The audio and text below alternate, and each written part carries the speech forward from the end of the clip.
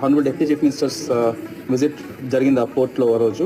తర్వాత మనం ఒక మల్టీ డిసిప్లినరీ టీమ్, అంటే ఒక 5 డిపార్ట్మెంట్స్ కలిపి ఒక టీం వేసాం, including revenue, civil supplies, police, customs and ports. ఈ 5 డిపార్ట్మెంట్స్ కలిపి ఒక టీం వేసి ఆల్మోస్ట్ ఒక 12 గంటల పాటు ఆ షిప్ మొత్తం మనం సర్చ్ చేయటం. ఆ షిప్లో హ్యాచెస్ ఉంటాయి. హ్యాచెస్ అంటే కంపార్ట్మెంట్స్ లాగా, ఒక 5 కంపార్ట్మెంట్స్. ఈచ్ కంపార్ట్మెంట్లో ఎక్కడెక్కడైతే రా రైస్ అంటే వైట్ రైస్ ఉందో, బాయిల్డ్ రైస్ అవన్నీ పక్కన పెడితే వైట్ రైస్ ఎక్కడైతే ఉందో ఈచ్ కన్సైన్మెంట్లో ఒక శాంపుల్ తీసుకుని రావడం జరిగింది. అలా మనం 12 శాంపుల్స్ తీసుకురావడం జరిగింది 5 హ్యాచెస్లో. ఎక్కడెక్కడైతే మనకి వైట్ రైస్ ఉందో మొత్తం almost 4000 tons off white rice ship మీద ఉండింది. ఆ 4000 tons సంబంధించి 12 శాంపుల్స్ తీసుకురావడం జరిగింది.